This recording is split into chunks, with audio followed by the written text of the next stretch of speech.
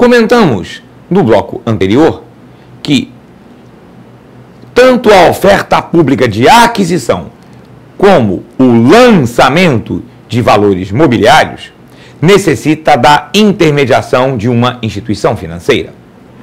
O que vamos ver neste momento é exatamente a atividade da intermediação financeira na oferta de valores mobiliários, na distribuição de valores mobiliários. A atividade da intermediação financeira na distribuição de valores mobiliários é chamada de underwriting. Nós já comentamos em aula anterior, quando falamos da atividade dos bancos de investimento, dissemos que uma das atividades na qual eles são especializados é o underwriting. Vamos relembrar aquela definição. Underwriting é a intermediação da colocação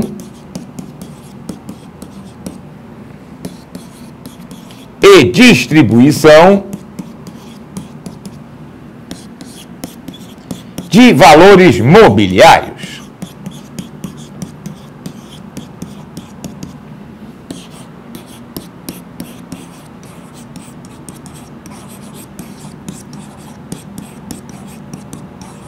Esta é a nossa definição de underwriting.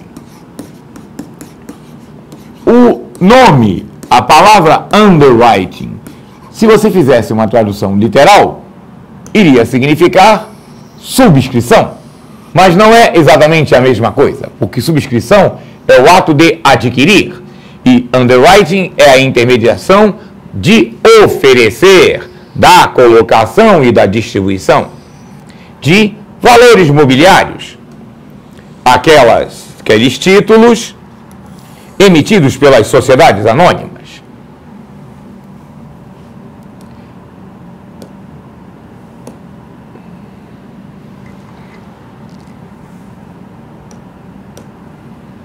O underwriting pode ser de diversas formas, que é que nós vamos ver agora, as modalidades de underwriting, as formas pela qual a instituição financeira atua na intermediação da distribuição de valores mobiliários. Nós temos o underwriting chamado garantia firme. Eu costumo brincar com os meus alunos nas aulas presenciais que o underwriting garantia firme é como se fosse aquele underwriting seu Creyson. Eu a garanto. O banco que faz a intermediação garante a colocação dos títulos por um preço especificado, combinado. Na prática, o underwriting garantia firme funciona da seguinte maneira: o banco adquire aqueles títulos que estão sendo lançados, o banco subscreve e coloca no mercado por sua conta e risco. O que ele conseguir colocar será pelo preço que ele colocou. O que ele não conseguir colocar, ele terá adquirido, entrará no seu investimento. Então, o underwriting garantia firme é aquele onde o banco garante a colocação daquela quantidade de títulos por aquele valor especificado na oferta de lançamento. Evidentemente que os bancos cobram por esse tipo de serviço e esta modalidade de underwriting, chamada garantia firme, é a modalidade mais cara, porque é aquela que dá mais garantias à empresa lançadora e, por outro lado, coloca o banco numa situação de assumir um maior nível de compromisso. Temos também o underwriting stand-by. O underwriting stand-by é aquele aonde o banco inicia fazendo o esforço para colocar diretamente no mercado aqueles valores mobiliários que estão sendo ofertados. Os valores mobiliários que ele não conseguir ofertar, ele se compromete a subscrever, a adquirir. Então, no início, é uma oferta chamada de melhores esforços. Todos os esforços serão envidados para colocar os valores imobiliários, aqueles títulos, ações ou debêntures ou outros títulos, no mercado. E o banco se compromete a adquirir aqueles que ele não conseguir encontrar comprador. Então, o stand-by, ele ao final torna-se também uma operação de garantia firme. E temos o underwriting, melhores esforços, que também é conhecido pelo seu equivalente em inglês, best efforts. No underwriting tipo melhores esforços, a instituição financeira que está intermediando, que está organizando a oferta de lançamento de valores imobiliários, se compromete a dar tudo de si, os seus melhores esforços, my best efforts, I'll do my best, mas não garante nada. Não há nenhuma garantia de colocação e nem nenhum compromisso de aquisição daquilo que não for colocado.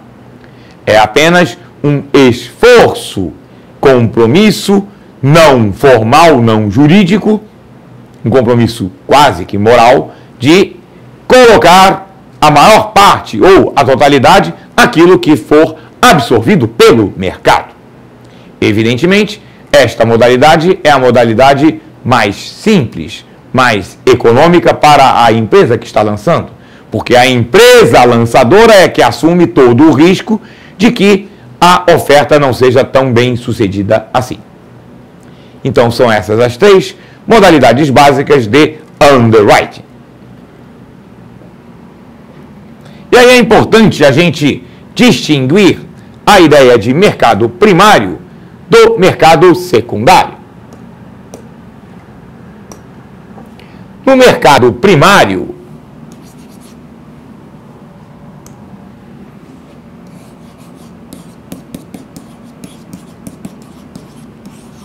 os títulos que estão sendo oferecidos, que estão sendo negociados pela primeira vez.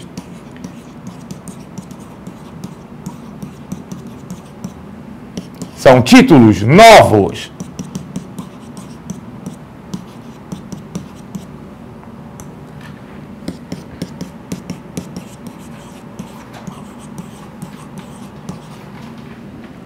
Que estão sendo oferecidos pela empresa emissora. O resultado da venda desses títulos entrará no caixa da empresa emissora. É o caso, por exemplo, de um lançamento novo de ações. É o caso, por exemplo, do IPO. IPO significa Initial Public Offering, oferta pública inicial de ações. É quando a empresa está abrindo o seu capital. Ela não era uma sociedade anônima, passou a ser. Está lançando ações pela primeira vez. Isso é uma operação de mercado primário. E esta operação, este IPO, necessita de uma intermediação de uma instituição financeira. Todo IPO envolve uma operação de underwriting. Também as operações de mercado primário de debêntures, que não é um IPO, porque não é uma oferta pública inicial de ações, é um lançamento de títulos de dívida corporativa, como vimos em aula anterior. A empresa que lança debêntures está se endividando com o mercado. O lançamento de debêntures pela empresa emissora também é uma operação de mercado primário. E temos o follow-up. Follow-up é a nomenclatura em inglês que no jargão do mercado significa aumento de capital. A empresa já é uma sociedade anônima, mas está lançando novas ações para aumentar o seu capital. Tivemos, num período relativamente recente, um follow-up, um aumento de capital bastante negociado, bastante anunciado, que foi o aumento da Petrobras. A Petrobras aumentou o seu capital com o objetivo de financiar a exploração das camadas do pré-sal com os recursos adquiridos no lançamento de novas ações. Então, o que caracteriza o mercado primário é que os recursos entram no caixa da empresa emissora, porque nós temos lançamento de títulos novos. Já o mercado secundário é uma negociação de títulos já existentes. Eles não estão sendo negociados pela primeira vez.